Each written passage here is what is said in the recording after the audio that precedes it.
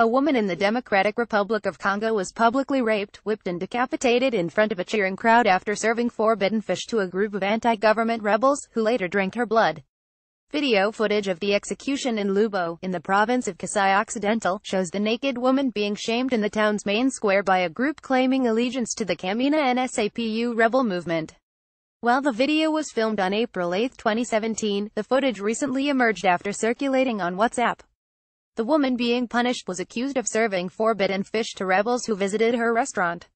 They said she gave them beans that contained pieces of a small, local fish, a Lubo resident told France 24.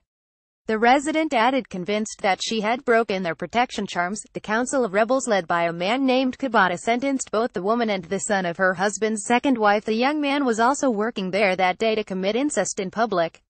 The Kamina NSAPU refrained from having sex, washing themselves and eating meat, fish and other items while fighting, according to Congolese researcher and consultant Anaclet Chimbalanga.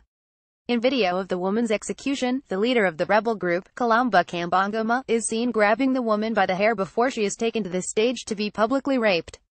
Rebel leaders forced the woman to have sex with the son of her husband's second wife, and another woman is seen whipping the pair with branches.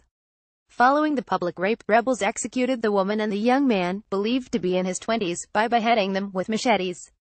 Several rebels drank their blood after the execution, and some even posed with the young man's severed head, witnesses told France 24. Onlookers can be heard applauding and screaming throughout the video. Lubo residents stayed far from the stage, witnesses said. The bodies remained on display for 2 days before they were moved to a local cemetery. Shambalanga, a specialist in Congolese customs, said the woman's death goes completely contrary to local customs, which forbid both the death sentence and incest.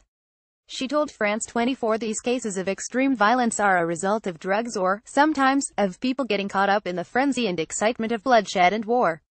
The group of Kamina NSAPU rebels seized Lubo, a town of 40,000, on March 31 and held it for 20 days until being ousted by the Congolese army on April 19. During their reign, they killed about 10 people, including 2 police officers and the wife of Lubo's administrator. They also burned buildings, took over the local church and banned people from working and going to school.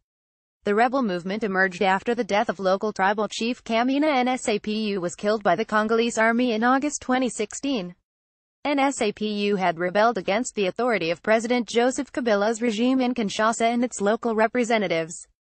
The killing sparked violence that has escalated, including gross alleged violations such as rapes, torture, and the use of child soldiers. Groups bearing Nsapa's name have attacked government organizations, police and soldiers following his death. Refugees have given harrowing accounts of the violence in the central region, which the UN warned had taken on an increasing and disturbing ethnic dimension. Victims recounted mutilations, including of a 7-year-old boy whose fingers were cut off, and an attack on a hospital in the village of Sink where 90 people were killed, some because they were too injured to escape a raging fire. Aside from government troops, the UN has blamed a reportedly state-backed militia called the Bonamira as well as the anti-government Kamina NSAPU militia for a range of atrocities. In less than a year, the violence has claimed more than 3,300 lives, according to a tally by the influential Roman Catholic Church, and displaced 1.4 million people.